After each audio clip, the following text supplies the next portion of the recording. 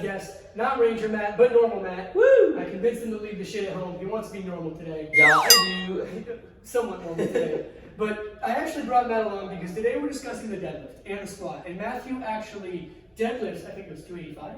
Yeah, for my 1 rep max, I do about 285. Right, so he's in, how much do you weigh?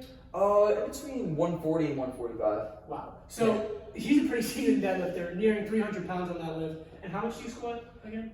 Squat is usually around like 230, 235. So he lifts a pretty decent amount of weight. But today's not about his strength and not about actually how much weight he's lifting, but the compensations that he could be utilizing in order to compensate for that lift. So for example, not that it's bad, because when you're pursuing strength, you're going to have mechanical breakdowns, especially as you add more weight to the bar. But this is kind of a reset for him, so he could focus on what driving with the right muscles and what loading the right muscles feels like again, right? So today for his deadlift, for example, I'm just going to have Matt start off with his deadlift. So Matt, just do your normal deadlift how you normally would.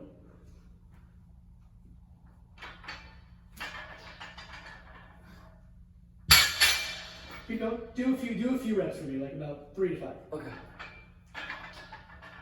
Good.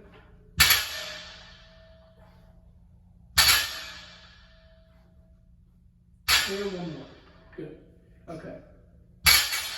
So pretty good overall, I'd say, right? There's a couple things that I personally would like to touch up on. The first thing being is I noticed that from the ground, there's not much leg drive. Right? So I like the conventional deadlift, and I want to start off by saying I'm not trying to crap all over the conventional deadlift with the bar here. However, due to the over-hinged position here, right? First off, someone like myself who has very tight hamstrings and is tight in general is going to have a very hard time getting in this position. Second thing is, because of the position we're in and the position of the bar here, how it's in front of the body like this, it's going to place more stress on the spinal extensors, meaning it's going to kind of take the legs out of the movement a little bit, and you really have to have a strong and trained lower back to perform this properly. Now, what Matthew is doing, we'll get into the whole tap and go situation later, but first things first, I kind of want to fix not necessarily the issue here because he doesn't have any pain, and he did have a good hinge position, but kind of want to shift the focus from putting the stress on his spinal extensors to having him drive and produce force from his feet and using his legs to push the weight off the ground instead. Now, Matthew's flexibility allows him to do this move quite well, but for those of you out there, your flexibility might limit you when it comes to the conventional deadlift, and I'm going to show you an alternative that's going to help Matthew drive with his legs and help some of you guys even get in an optimal position in the first place. All right, guys, so because we have access to it here in my gym, I'm going to be using a trap bar for my demonstration. If you don't have a trap bar, that's fine, or a hex bar, that's fine. You can do a sumo-style deadlift to still get the same benefits I'm telling you about here. A sumo style would be, I'll show you at the end of this video, where the legs are wider apart, right? And we're using more of the legs rather than the spinal extensors here. But because we have access to a trap bar here, we're going to use this. Another reason I like the trap bar, just to say really quickly, is look at the center of gravity here. The weight is literally under his center of gravity versus being in front of him. So A, he's going to be a lot stronger here. I would even argue, and we can't test this now unfortunately, but I would argue that he actually would be able to get to a 300-pound PR just by being in this position alone. Why? Because now he has the opportunity to drive, produce force from his legs. So we're going to literally change up the whole lift for him, but just by applying these two techniques. First things first, Matt, get in your deadlift position, but just stay there. Excellent, pause. I want you to look at the floor and bring the ribs in, almost like you're trying to touch my hand with your ribs. Boom, excellent. Now, from here, all I want you to do is push the floor away. Press hard into the ground. Boom, again. Pause, okay, pause. Press the floor into the ground, press the floor away. Boom, good, push the floor away. Good, again, push the floor away. Boom, come down, pause. Go to the floor, bring the ribs in, push the floor away. And one more time, but this time I want you to finish with the hips, so squeeze your ass at the top. Beautiful, squeeze, and down. How much more legs did you feel in that lift? I felt a lot more legs compared to the straight bar. Right, a lot more. Why is that a benefit? First off, it's a benefit for overall leg development, right? So now we're at, and you still felt your ass at the top. Oh yeah, absolutely. So we're not sacrificing the benefits of the glutes or hamstrings. We are just adding more of a benefit to the legs. Why is this also a benefit? Because I guarantee you, with the additional recruitment from his legs and driving with the legs at the beginning of the lift, if I put 300 pounds on this bar, maybe not 300, but if I add a few extra pounds, maybe we go to 290 for Matthew, he'll get it up. And he probably wouldn't be able to get it up there because his spinal extensors are weaker than his legs. That's a fact.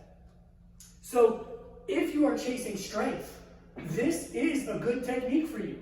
The reason we look at the floor, by the way, and I want to make this apparent, is because most of us, when we stand, are already in this anterior tilt position. And if you haven't seen my video on hip imbalances, I will link it after this video. But the problem is, and here, I'll step into the bar now. When we look up, like we've been trained to do by so many coaches, we look up like this. Well, now I'm in this position of thoracic extension, right? Of extending my spine. If I'm already in an anterior tilt because I'm sitting all day and my hip flexors are tight and I'm being pulled like this and I already have an arch in my back, all I'm doing is overextending my spine, and that can lead to injury. So for people that deadlift with an extended spine out like this, all we're doing is driving with the spine and worsening a problem and lacking a mind-muscle connection with our legs. So by looking forward, our body is shifting forward, and then we're using the back to drive the lift. Instead of looking up and forward and extending the spine even more, allow some, not like this, but some what's called kyphosis, meaning a little bit of spinal rounding. Look at the floor, right? Now from this position, I can already feel my legs loaded much more. Now from this position here, I'm already trying to press off the floor. That was a 50 times easier lift than when I did this. Why? Because I used the help of my legs. So if you're already in an anterior tilt because of imbalances in your hips, this position is not optimal for you. You don't want to overextend your spine. You want to do the opposite. You want to understand what it's like to round your spine a little bit. Not like this, but a little bit of bring the ribs in, just to understand what it's like to really brace your core. And looking at the floor is going to help that rather than overextending your spine. So really quickly before I forget, I want Matthew to get in the hex bar one more time, just because I want to go over this really quick. About Matthew's touch and go method with the straight bar. Matt, do your deadlift again with the new way I showed you. Good. Come back down. Pause. The reason I want him to pause is because if he touches and goes, now do your touch and go method. Again.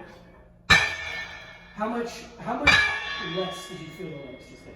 Well, I felt it a lot less because when I dropped, I just automatically. Exactly. He's just coming back up and extending with the spine. Now, do just 2 more reps for me. I know you're getting a little one out. Just 2 more reps for me. Touch and go?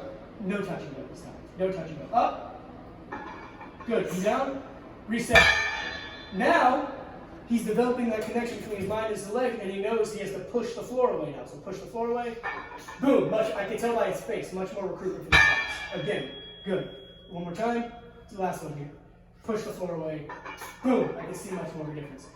So if you're someone that does touch and go deadlifting, understand that A, it can lead to injury, and B, it's just not optimal in the long run. Time to address the squat. Now, when we squat, right, again, going back to those imbalances in the hip, because everything starts with corrective and exercise and stability here.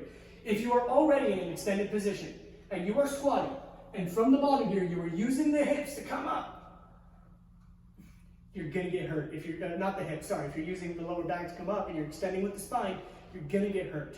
It's the same thing on a squat. If I had a barbell on my back, I would still look at the floor, bring my ribs in, hold, pause, and push away, right? So how do we practice that? An excellent way to practice that is to put weight in front of your body and generate force using the goblet squat. So Matthew's gonna hold the weight in front of his body here.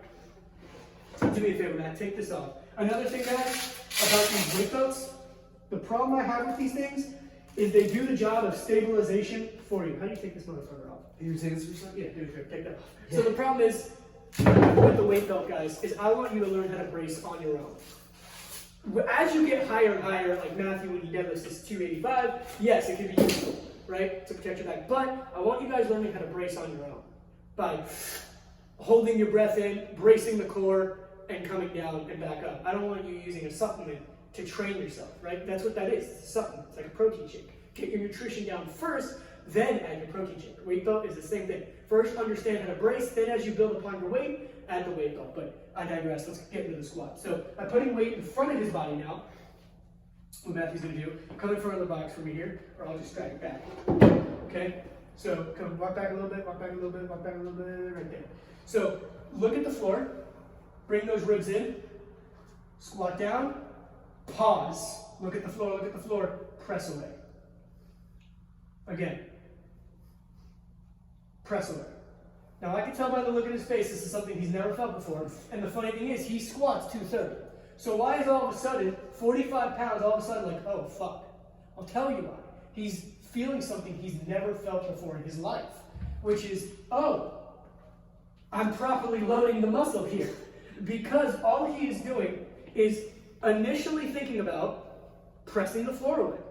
And I'm going to go over the same thing in a push-up, and the why the push-ups aren't helping your chest video. If you just rep out, rep out, rep out, you're not thinking of generating force. So Matt, one more time here. I want you to really hit it home here. Look at the floor, bring the ribs in, come down, pause, push away. 2 more, last 2 here. Come down, pause on the box, boom. Last one, pause on the box, boom.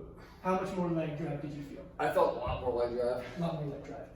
Guys, if you found this video helpful, please, please, please, if you're someone that suffers from an over-exaggeration of spinal extension here, try that. If you're opposite and you have upper cross syndrome and you're always walking around like this, then is when you would extend the spine, right? Then we can practice extending the spine and using a foam roller to get thoracic extension. If you're someone that already suffers from posture like this and you walk around like a hunchback here, but if you're someone that has an anterior tilt, right, you have an arch here and you walk around like this all day, utilize this not just for your strength gains, not just for your better leg recruitment, but for your health as well. Thank you guys for watching this video. I really hope this helped you. Please leave your thumbs up below and your comments below. Subscribe to the channel and we'll be bringing you more content like this. Thank you guys.